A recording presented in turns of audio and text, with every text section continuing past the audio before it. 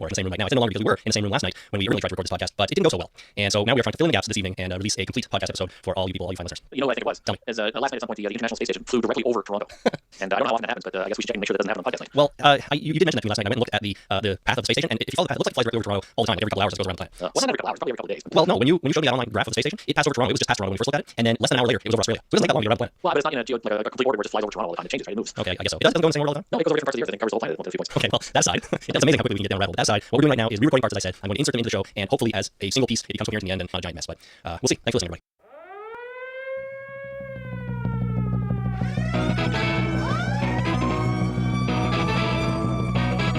This is The Talking Dead, a podcast dedicated to the AMC TV show, The Walking Dead.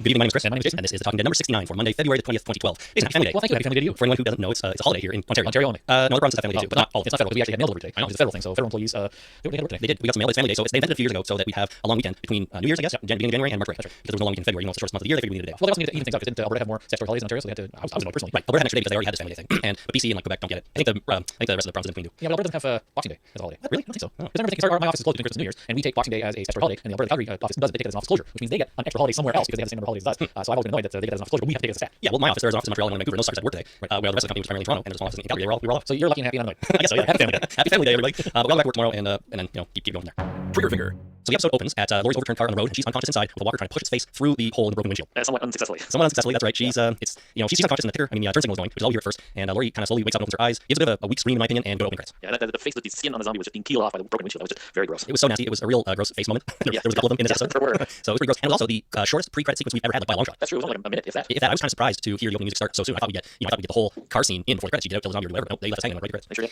So after the credits, we come back. It's nighttime in town, and we hear Rick's gunshots from outside the bar. We cut inside the bar, and they figure out, they start talking amongst themselves. They figure out everybody's okay, and they decide to walk right out the front door. Why not really? They've killed a couple guys. Let's get out of here. So they're heading to the door, and all of a sudden a car drives by, and they hide against the front wall of the bar. Outside they can hear Dave and Tony's friends, but for now everybody stays quiet, and Dave and Tony's friends are outside searching for them, looking at all the buildings. So you gotta think at some point they're going to try and come in that bar. Well, why wouldn't Dave and Tony go into the town bar?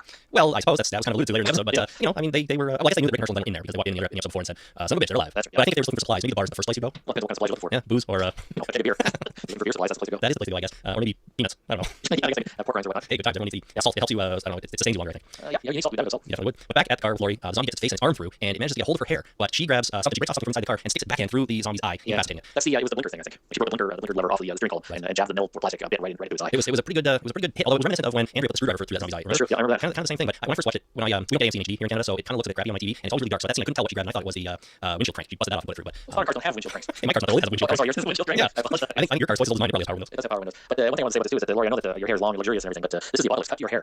Keep it short. It's easier to maintain. You don't have to get in your face and is not something easily grabbed by dead people. Yeah, or other assailants. Now it's also good for hygiene too, because your hair's gonna get pretty nasty and messy and full of ticks or lice or whatever if you don't get to wash it very often. They're not, not everyone's gonna have a nice cushy farm to live at. Yeah, so cut your hair. Just keep it short, keep it trim, keep it clean. It's easy and nothing can grab it. Carol seems to have the right idea. She does. When it comes to She looks good with the short hair. I really like her with the short hair. Well, I can't actually imagine her with anything else. There you go.